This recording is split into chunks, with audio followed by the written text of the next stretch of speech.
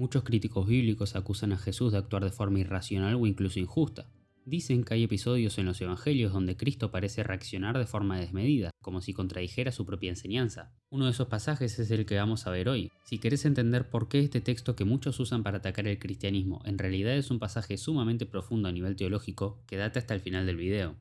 En primer lugar, ¿cuál es la crítica que suelen hacer estos escépticos? Según ellos, hay un pasaje en el Evangelio en el que Jesús se acerca a una higuera que no está en estación, se enoja porque no le da frutos y la maldice. Plantean que esto no tiene sentido, pues si Jesús es Dios, debería saber bien que ese árbol no está en estación y que un árbol no da fruto fuera de su estación.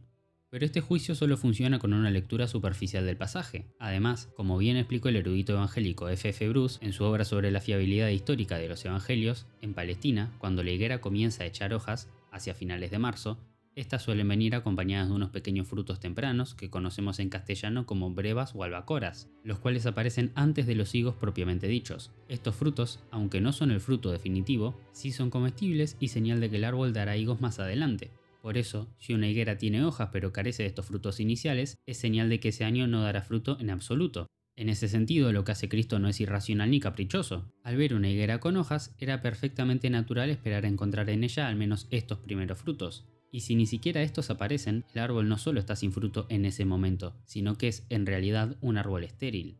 Pero acá es donde el pasaje se pone más interesante, porque para entenderlo en mayor profundidad vamos a ir al texto mismo. Y sí, para esto vamos a leer los pasajes completos de los 3 evangelios sinópticos. No por formalidad, sino porque en los detalles está la clave.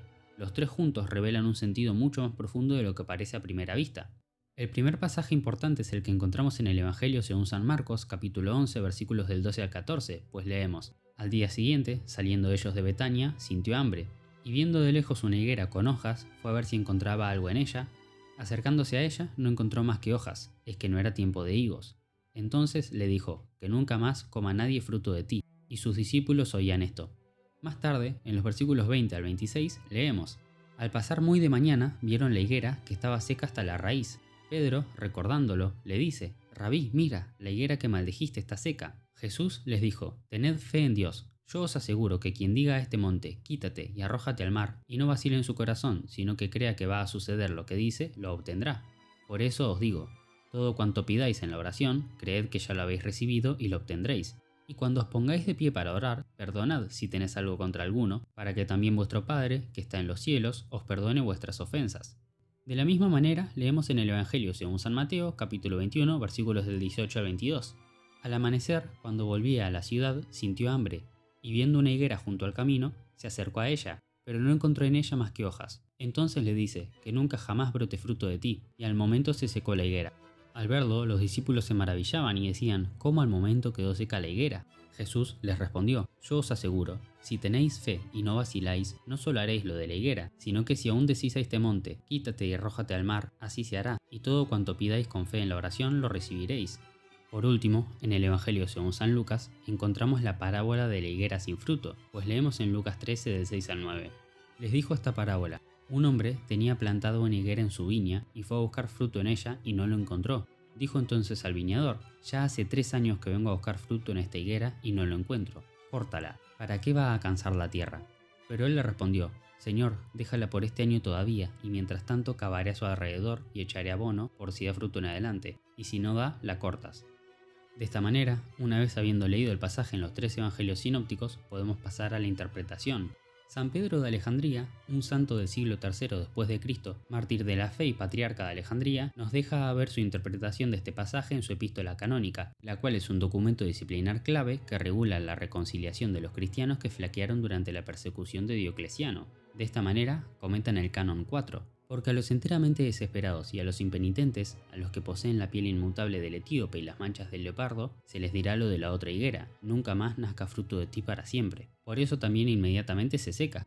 Se cumple, pues, en ellos también lo dicho por el Eclesiastés: lo torcido no puede ser enderezado, y lo que falta no puede ser contado. Porque, si primero lo torcido no es corregido, es imposible que sea adornado, y si primero la deficiencia no es cumplida, es imposible que sea contada. Por eso también al final le sucederá lo dicho por el profeta Isaías: y verán, dice, los cadáveres de los hombres que han transgredido contra mí, porque su gusano no morirá, y su fuego no se apagará, y serán para visión de toda carne, puesto que también, como ha sido dicho antes por él, pero los impíos son como el mar agitado, que no puede estar en reposo, cuyas aguas arrojan lodo y suciedad. No hay paz, dice mi Dios, para los impíos. Así, según San Pedro de Alejandría, la higuera maldita representa al pecador obstinadamente impenitente, aquel que permanece estéril ante la gracia. Así como Cristo dijo a la higuera, no nazca jamás fruto de ti, este juicio prefigura el destino del alma que rehúsa arrepentirse y persevera en su esterilidad espiritual. Uno de los sucesores de San Pedro de Alejandría, San Atanasio de Alejandría, hace una lectura del pasaje también muy importante, pues en una de sus cartas festivas explica el pasaje de la siguiente manera: pero Israel despreció y no quiso dar retorno porque su voluntad no era recta, y ni siquiera ante el Señor de la viña se avergonzaron, sino que incluso él fue muerto por ellos. En verdad, cuando vino y no halló fruto en ellos, los maldijo por medio de la higuera, diciendo, no haya ya jamás fruto de ti. Y la higuera quedó muerta e infructuosa, de modo que incluso los discípulos se maravillaron cuando se secó. En este tiempo, los heréticos completamente malvados y los cismáticos ignorantes están en el mismo caso, los unos en que matan al verbo, los otros en que rasgan la túnica. Ellos también permanecen expulsados de la fiesta, porque viven sin piedad y conocimiento y emulan la conducta mostrada en el asunto de Barrabás el ladrón, a quien los judíos desearon en lugar del Salvador. Por tanto, el Señor los maldijo bajo la figura de la higuera. Sin embargo, aún así los perdonó en su benignidad, no destruyéndolos de raíz y por completo, pues no maldijo la raíz, sino dijo que nadie comiera fruto de ella desde entonces. Cuando hizo esto, abolió la sombra, haciendo que se secara, pero preservó la raíz para que nosotros fuésemos injertados sobre ella. Ellos también, si no permanecen en incredulidad, pueden llegar a ser injertados en su propio olivo. Ahora bien, cuando el Señor los hubo maldecido por su negligencia, quitó de ellos las lunas nuevas, el verdadero Cordero y aquello que es verdaderamente la Pascua. De esta manera, el doctor de la Encarnación interpreta a la higuera como figura de Israel estéril, juzgado por no dar fruto, pero no destruido absolutamente, pues, como observa con gran profundidad, Cristo no maldice la raíz, sino el fruto. Hay un juicio, sí, pero no hay aniquilación, y permanece abierta, en línea con Romanos 11, la posibilidad del injerto. Aún antes de abordar el sentido simbólico del pasaje, San Hilario de Poitiers, un padre de la Iglesia de comienzos del siglo IV, rechaza la idea de que el hambre de Cristo implica impotencia o ignorancia. En su tratado sobre la Trinidad, explica este pasaje magistralmente en clave cristológica, pues leemos: puede quizá decirse, le hallamos sediento al llanto, al hambre y a la sed.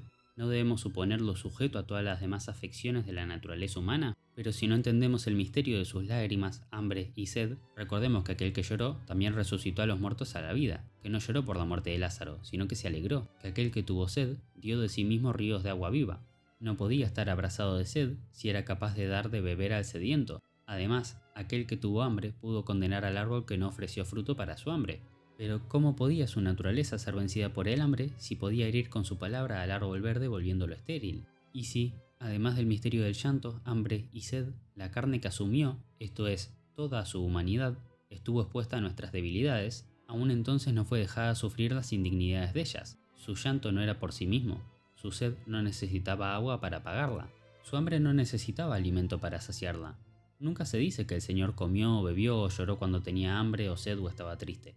Se conformó a los hábitos del cuerpo para probar la realidad de su propio cuerpo, para satisfacer la costumbre de los cuerpos humanos, haciendo como hace nuestra naturaleza. Cuando comió y bebió, fue una concesión, no a sus propias necesidades, sino a nuestros hábitos. De esta manera, San Hilario rechaza la lectura escéptica del pasaje según la cual el hambre de Cristo implicaría ignorancia o irracionalidad. Antes bien, afirma simultáneamente la realidad de su humanidad, pues verdaderamente tuvo hambre, y la manifestación de su poder divino, pues aquel que tuvo hambre es también aquel que se coleguera con su palabra. Así, lo que para algunos críticos aparece como dificultad, para San Hilario se convierte precisamente en testimonio del misterio de la Encarnación. Más tarde, en un sermón, San Agustín de Hipona identifica a la higuera con el Israel reprobado y en otro con el género humano. Esto no se trata de una contradicción, sino de diversos sentidos del mismo signo, como veremos más adelante. Siguiendo a San Agustín, el Papa San Gregorio Magno comenta en una epístola a San Eulogio de Alejandría: en cuanto a lo que has dicho acerca de la higuera, Agustín se expresa acertadamente en el mismo sentido, pues cuando el evangelista añadió, porque aún no era tiempo de higos, se muestra claramente que los higos que el Señor buscaba eran fruto de la sinagoga, que tenían las hojas de la ley, pero no el fruto de las obras, porque el creador de todas las cosas no podía ignorar que la higuera no daba fruto, algo que todos podían saber, puesto que no era tiempo de higos. Así, vemos que en la época patrística se interpreta este pasaje de diversas formas, no porque haya confusión entre los padres, sino porque reconocen distintos niveles de sentido en un mismo signo. Unos nos informan que la higuera representa al pecador impenitente, otros que representa a Israel estéril, otros que representa al género humano caído. Lejos de excluirse, estas lecturas se complementan, pues muestran que el gesto de Cristo posee una profundidad que desborda una única interpretación. Pero hasta aquí hemos visto principalmente cómo interpretaron estos pasajes los padres de la Iglesia. Ahora conviene acudir a quien, en la tradición católica, recibió y sistematizó toda esa herencia patrística con una profundidad singular, Santo Tomás de Aquino, a quien la Iglesia ha llamado Doctor Angélico y cuya autoridad teológica ha sido recomendada repetidamente por concilios, papas y siglos enteros de tradición. De esta manera, en su comentario al Evangelio según San Mateo, comenta el Doctor Angélico: pero ¿por qué hizo este milagro en una higuera más bien que en otra cosa? Porque este árbol es el más húmedo, de donde que se secara inmediatamente fue el milagro más evidente, y significa a los judíos por dos razones, pues la higuera produce brevas que maduran más rápidamente, y estos fueron los apóstoles que fueron mayores. Asimismo, este fruto tiene muchas semillas bajo una sola cubierta exterior, así como había muchas bajo una sola ley. Y este árbol estaba junto al camino, esto es, junto a Cristo, porque estaba en expectación y no quiso venir al camino, pues Él mismo es el camino. Yo soy el camino, la verdad y la vida, y este es el camino caminado por Él. Luego, sobre el motivo de la maldición, explica: parece que obró injustamente porque no era tiempo de higos. Asimismo, parece que infirió injuria al dueño. Mira que así como las palabras del Señor son ciertas figuras, así también sus hechos. A veces el Señor quiere manifestar su doctrina y entonces la manifiesta en hombres. A veces quiere manifestar su poder punitivo, y entonces lo manifiesta en otras cosas, de donde ejerció allí su poder, para mostrar que la Judea había de ser estéril, como se tiene en Romanos 11. Del mismo modo, a veces acontece que algunos malos interiormente, pero exteriormente verdes, son secados por el Señor para que no corrompan a otros. Hombres corrompidos de mente y réprobos acerca de la fe, pero no irán más adelante. He aquí, 3 años hace que vengo buscando fruto en esta higuera y no hallo, córtala. Por lo tanto, Santo Tomás explica que el acto de Cristo no fue un arrebato irracional contra un árbol, sino un signo profético deliberado. El milagro manifiesta, por un lado, el juicio contra la esterilidad espiritual, particularmente la de la Judea incrédula. Por otro, muestra que incluso los hechos de Cristo, no solo sus palabras, enseñan misterios. Más aún, responde directamente a la objeción del escéptico. No hubo injusticia, porque Cristo no actúa aquí como un hombre frustrado ante un árbol, sino como Señor, que usa una realidad visible para significar una verdad invisible. Pero muchos oyentes pueden estar confusos, ya que algunos comentarios parecen decir que la higuera representa cosas diferentes. La respuesta a esto es que las escrituras tienen más de un sentido, por lo que lo más común es que la misma cosa tenga más de un significado. De esta manera, Cornelio Alápide, un gran comentarista católico, explica: simbólicamente, Cristo maldijo la higuera porque la higuera fue el árbol vedado por Dios, del cual Adán, comiendo, se perdió a sí mismo y a sus descendientes, como opinan probablemente varones doctos a quienes cité en Génesis 2:9. Alegóricamente, la higuera seca señala a los judíos, quienes, viniendo Cristo, perdieron por su incredulidad la humedad de la fe y de la gracia, y por eso no producen frutos de buenas obras. Así Orígenes. Tropológicamente, la higuera frondosa, pero carente de higos, señala a los fieles que tienen las hojas de la profesión de la fe, pero carecen de sólidos frutos de virtudes, y por eso serán maldecidos por Cristo. Así Orígenes. Es decir, Cornelio Alápide demuestra que no hay una contradicción entre decir que la higuera representa a Adán, a Israel o al alma estéril, porque estas son distintos sentidos de una misma realidad. En sentido simbólico remite a la caída, en sentido alegórico al juicio sobre Israel incrédulo, en sentido tropológico a la advertencia moral para cada creyente que tiene hojas de profesión pero carece de frutos de santidad. Así se resuelve también la aparente tensión que vimos en San Agustín. Estas no son interpretaciones rivales, sino más bien estratos complementarios del mismo misterio. En conclusión, entonces, ¿por qué Jesús maldijo la higuera? Los padres vieron en ella al pecador impenitente, al Israel estéril e incluso al género humano caído. Santo Tomás vio en ella un acto profético deliberado. Cornelio Alápide mostró cómo todos esos sentidos pueden coexistir, y así, lo que el escéptico presenta como un problema termina siendo, en realidad, una de las escenas más densas teológicamente de los evangelios.